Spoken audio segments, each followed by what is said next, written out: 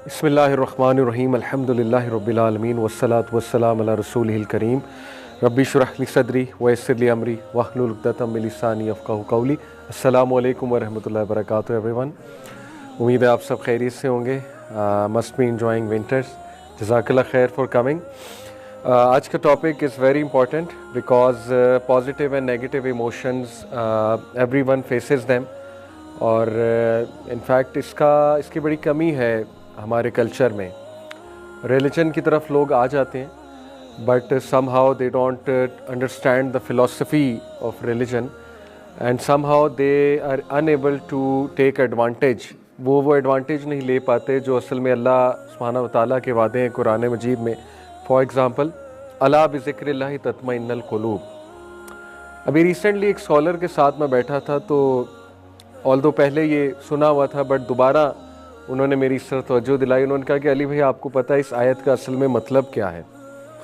Generally इसका मतलब हम ये लेते हैं कि ज़िक्र में सुकून है, और ज़िक्र से हम मुराद ये लेते हैं कि तस्बीह, और इसमें कोई दूसरी राय नहीं, बिल्कुल है सुकून।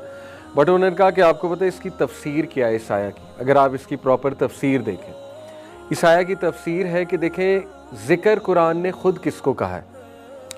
कुरान मजीद ने ज़िक्र कुरान को कहा है, पहली बात, ठीक है। यानी सूरह हिजर की आयत नंबर 9 अल्लाह कहते हैं कि ये ज़िक्र हमने ही नाजिल किया है और इसकी हिफाजत हम खुद करेंगे।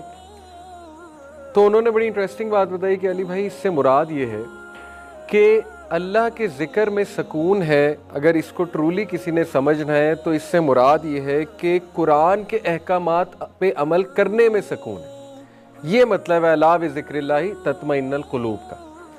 यानी वो जो माइंडसेट कुरान ने बताया है, वो माइंडसेट आप बनाओगे तो सुकून है ज़िक्र में। अदरवाइज अगर आप सिर्फ ज़िक्र करते रहोगे और लाइफस्टाइल कुरानिक लाइफस्टाइल नहीं होगा, सिर्फ ज़िक्र करते रहोगे और माइंडसेट कुरानिक माइंडसेट नहीं होगा, तो फिर आपको शायद सुकून ना मिले। फॉर एग्ज़ाम्पल, कई लोग अगर वो बहुत ज़्यादा ज़िक्र कर रहे हैं, इंशाल्लाह उसके भी फ़ायदे हैं।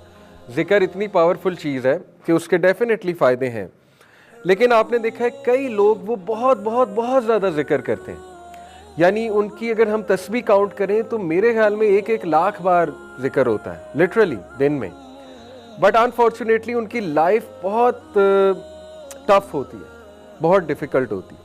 उनके इमोशंस बहुत डाउन होते हैं, यानी उनको रोना बहुत आता है, नेगेटिव इमोशंस बहुत हावी होते हैं। नेगेटिव से यहाँ पे मुराद है ऐसे इमोशन जो आपको नुकसान देने वाले इमोशंस हैं, ठीक है। यानी उनको डिप्रेशन बहुत होता है स्टिल, और उनको कोप नहीं करना आता डिफरेंट सिचुएशन से, इवन दो जिक्र बहुत ज़्यादा करते हैं। तो देखिए, ये बड़ा काबिल गौर पॉइंट है कि जब तक आप इस आया को सही से समझेंगे नहीं कि इसका सहाबा जब ये आयात पढ़ते थे, दे अंडरस्टूड व्हाट दिस आया मीन्स। देखिए ना, एक बंदा जिक्र किए जा रहा है लेकिन उसका तवक्कल नहीं है। दैट तवक्कल कुरानिक एटीट्यूड है कि तवक्कल भी तो करना है ना अपने अल्लाह सुब्हानहू व तआला की ज़ात पे। एक बंदा जिक्र बहुत कर रहा है लेकिन उसको कुरानिक डेफिनेशन ऑफ हैप्पीनेस से नहीं पता कि कुरानिक डेफिनेशन ऑफ हैप्पीनेस क्या है। कुरानिक डेफिनेशन ऑफ हैप्पीनेस पता लगाना ये भी जिक्र में शामिल है। इसी तरह एक बंदा बहुत जिक्र कर रहा है लेकिन उसको ये समझ नहीं है कि दुआएं कबूल होने की क्या क्या कंडीशंस हैं, या दुआएं कबूल 3 तरह से होती हैं। वो सिर्फ एक ही चीज़ ढूंढ रहा है कि मेरी दुआ बस कबूल होनी चाहिए, मेरी दुआ बस कबूल होनी चाहिए। यानी कुरानिक कॉन्सेप्ट ऑफ दुआ कभी पढ़ा ही नहीं कि दुआ असल में कबूल होने की डिफरेंट शक्लें हैं।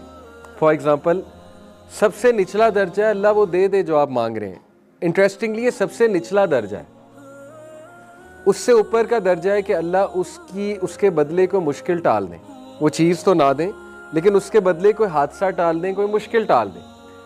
सबसे ऊपर का दर्जा है कि अल्लाह उस दुआ को आखिरत के लिए सेव कर लें जब शदीद तरीन ज़रूरत आपको होगी एक चीज़ की। फॉर एग्ज़ाम्पल साए की, फॉर एग्ज़ाम्पल उस टाइम प्रोटोकॉल की, फॉर एग्ज़ाम्पल उस टाइम नूर की, उस टाइम लाइट की, ठीक है, उस टाइम अपने हिसाब किताब आसान करवाने की। उस टाइम अल्लाह कहे ये ले तेरी दुआ जो तू दुनिया में किया करता था या किया करती थी, तो आज ये तुम्हारी दुआ मैंने सेव की हुई थी। तो देखिए, जब तक ये कॉन्सेप्ट्स नहीं पता, ये चीज़ें नहीं पता। देखें, अब हम अक्सर अज़कार करते हैं, स्कॉलर्स कितनी खूबसूरत बात करते हैं। मैं आपको बताना चाह रहा हूँ हमारा दीन कितना पॉजिटिव है। यही है पॉजिटिविटी, यही है पॉजिटिव इमोशंस, यही है अला बिज़िक्रिल्लाहि तत्मइन्नुल क़ुलूब। अगर आपने 3 बार ये दुआ सुबह पढ़ ली, बिस्मिल्लाहिल्लज़ी ला यज़ुर्रु मअ इस्मिही शैउन फिल अर्ज़ि वला फिस समाई व हुवस समीउल अलीम। इस आयत का असल में मतलब क्या है? जनरली इसका मतलब हम ये लेते हैं कि ज़िक्र में सुकून है, और ज़िक्र से हम मुराद ये लेते हैं कि तस्बीह, और इसमें कोई दूसरी राय नहीं, बिल्कुल है सुकून। बट उन्होंने कहा कि आपको पता है इसकी तफसीर क्या है इस आया की? अगर आप इसकी प्रॉपर तफसीर देखें, इस आया की तफसीर है कि देखें, ज़िक्र कुरान ने ख़ुद किसको कहा है? कुरान मजीद ने ज़िक्र कुरान को कहा है, पहली बात, ठीक है। यानी सूरह हिजर की आयत नंबर 9 अल्लाह कहते हैं कि ये ज़िक्र हमने ही नाजिल किया है और इसकी हिफाजत हम खुद करेंगे। तो उन्होंने बड़ी इंटरेस्टिंग बात बताई कि अली भाई, इससे मुराद ये है कि अल्लाह के ज़िक्र में सुकून है। अगर इसको ट्रूली किसी ने समझना है तो इससे मुराद ये है कि कुरान के अहकामात पे अमल करने में सुकून है। ये मतलब है अला बिज़िक्रिल्लाहि तत्मइन्नुल कुलूब का। यानी वो जो माइंडसेट कुरान ने बताया, वो माइंडसेट आप बनाओगे तो सुकून है ज़िक्र में। अदरवाइज़ अगर आप सिर्फ ज़िक्र करते रहोगे और लाइफस्टाइल कुरानिक लाइफस्टाइल नहीं होगा, सिर्फ ज़िक्र करते रहोगे और माइंडसेट कुरानिक माइंडसेट नहीं होगा, तो फिर आपको शायद सुकून ना मिले।